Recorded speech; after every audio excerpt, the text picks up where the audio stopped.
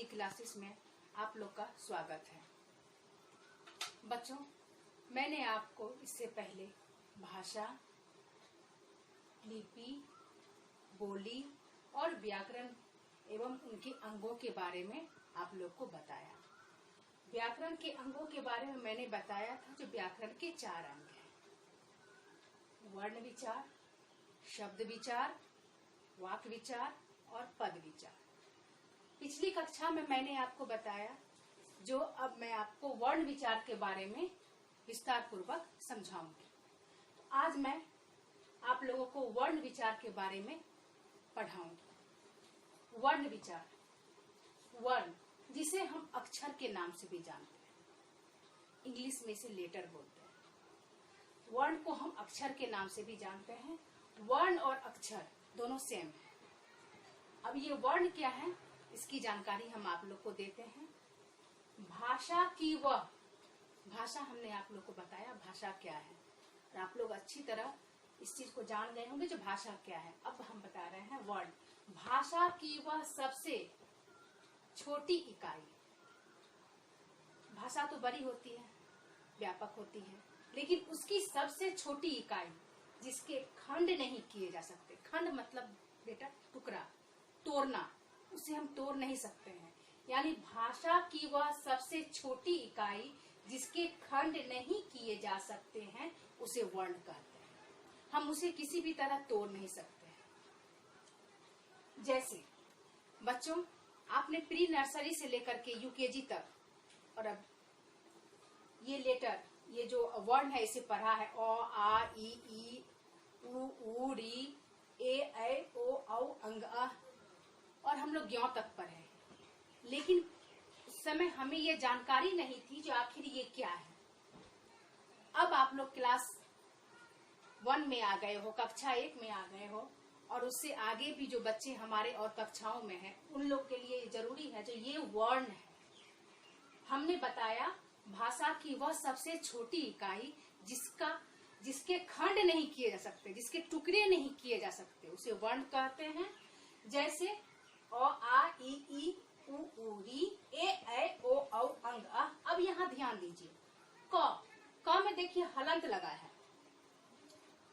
हलंत क्यों लगा है ये मैं आपको बताऊंगी। जब वर्ण के भेद मैं आपको बताऊंगी उसमें आपको विस्तार पूर्वक बताऊंगी जो क में हम लोग हलंत क्यों लगाए हैं। क, च, ट, प, य, ये सब आपके वर्ण है। और क, च, जैसे क, ख, ग, घ, अंग, इसे हम कवर्ग बोलते हैं। जब क से अंग तक लिखते हैं तो वो कवर्ग हो गया। च, छ, ज, झ, य, जब च से लेकर य तक लिखते हैं तो वो चवर्ग हो गया। उसी तरह टवर्ग, उसी तरह पवर्ग, उसी तरह यवर्ग। यानी ये हमारे वर्ण है। तो बच्चों, आपने वर्ण को भली भांति समझ लिया होगा जो वर्ण क्या है और वर्ण में क्या क्या आते हैं। आप इसे अपने कॉपी में नोट। हाँ तो बच्चों, वर्ण के बाद हम लोग जानेंगे वर्णमाला। हम लोगों ने वर्णों को अच्छी तरह से जान लिया। अब वर्णमाला, वर्णमाला को हम लोग इंग्लिश में अल्फाबेट भी बोलते हैं। तो देखते हैं वर्णमाला क्या है। वर्णों के व्यवस्थित समूह को वर्णमाला कहते हैं। व्यवस्थित मतलब क्रम के अनुसार किस तरह उसको सजाया जाए जो कि ये देखने में और पढ़ने में अच्छा लगे, उसे हम व्यवस्थित कहते हैं। मतलब क्रम के अनुसार जब सजाते हैं किसी चीज को तो उसे व्यवस्थित कहते हैं। बच्चों, हम लोग प्रायः माला पिरोते हैं, फूलों की माला। हम लोग क्या करते हैं, ढेर सारे फूल लाते हैं, फिर उसके बाद सुई में धागे डाल करके उसे बहुत ही अच्छी तरह पिरोते हैं। और जब वो माला पिरो कर तैयार हो जाती है तो वो देखने में बहुत ही सुंदर लगता है, बहुत ही सुंदर। और जिसे देख करके हम लोग बोलते हैं वाह कितनी सुंदर मालाएं हैं। उसी तरह बेटा यहाँ वर्ण को सजाया गया है और व्यवस्थित रूप से सजाया गया है जिससे कि वो वर्णमाला बनता है और उसे देखने और पढ़ने में हमें आसानी होती है। सबसे पहले यहाँ हम देखते हैं, हमने यहाँ एक चित्र बनाया है। वो चित्र एक घड़े का है। इस घड़े में देखिए बेटा, हमने बहुत सारे वर्णों को डाला है इसमें। मतलब घड़े में हमने वर्णों को डाल दिया है। अब कहीं अ है, कहीं प है, कहीं ट है, कहीं च है, कहीं य है, कहीं क है, कहीं आ है, कहीं ह है, कहीं ए है। ऐसे करके बहुत सारे वर्ण हैं। अब इन वर्णों को जैसे तैसे हम यहाँ नहीं रख सकते हैं, इसे एक व्यवस्थित रूप दिया गया है, उसे एक व्यवस्थित रूप से हमें सजाना है जिससे कि वो एक सुंदर माला बने और हमें आसानी हो उस वर्ण को समझने में। और उसी वर्ण को हम क्या बोलते हैं, जो इसको पिरोते हैं मालाओं में, उसे वर्णमाला, वर्ण जोड़ माला, यानी वर्णों की माला को वर्णमाला कहते हैं। अब देखिए बेटा, यहाँ देखिए अब किस तरह हमने सजाया है। अ, आ, ई, बड़ी ई, उ, बड़ी उ, री, हमने ये पढ़ा है, ये हमने एक साथ पढ़ा है। जब भी हमने इसे अपनी नीचे कक्षा में पढ़ा है, इसे एक साथ पढ़ा है री तक, ठीक है।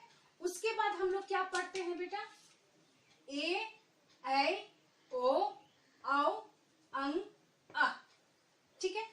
अब ये देखिए, आप सोचेंगे यहाँ मैम ए, ऐ, ओ, औ एक साथ लिखी है और यहाँ अंग, अ अलग लिखी है। इसे मैं आगे कक्षा में बताऊंगी जो इसमें क्या परिवर्तन है।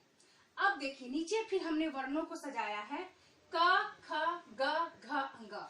ये क, ख, ग, घ, अंग जो है इसे हम कवर्ग कहते हैं, कवर्ग। च, छ, ज, झ, य, ये च, छ, ज, झ, य जो है इसे हम चवर्ग कहते हैं। ट, ठ, ड, ढ, न, ये क्या हो गया, टवर्ग। त, थ, द, ध, न, ये हो गया तवर्ग। प, फ, ब, भ, म, ये हो गया पवर्ग। य, र, ल, व, ये हो गया यवर्ग। ये क्या हो गया, यवर्ग, ठीक है। अब हम यहाँ देखते हैं बेटा, जो हमने इसे एक व्यवस्थित रूप में सजाया है, यही वर्णमाला है। अब यहाँ देखते हैं, यहाँ स्वर अ, आ, ई, उ, री, ये स्वर है। ए, ऐ, ओ, औ, और ये यहाँ से यहाँ तक, अ से लेकर के औ तक जो है ये स्वर वर्ण है। और ये देखिए अंग, अह जो है ये अयोगवाह है।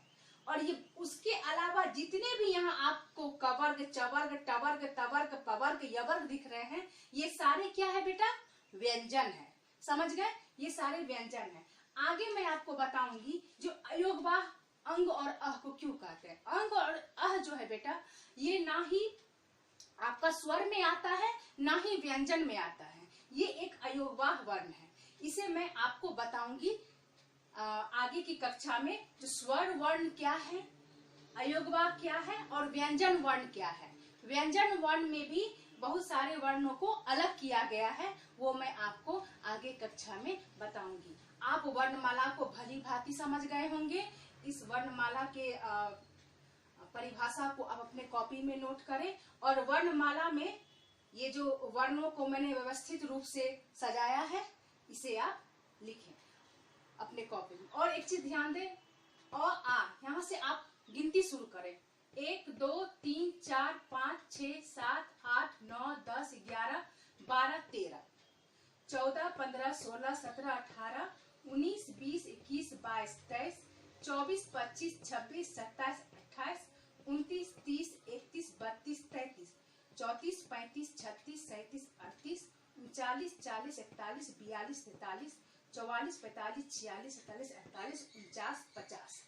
टोटल कितने वर्ण हैं, 50 वर्ण है। ये भी हम लोग ध्यान में रखेंगे। तो आप अपने कॉपी में वर्णमाला की परिभाषा को लिखें और इन सभी वर्णों को व्यवस्थित रूप में लिखें। ये आपका गृह कार्य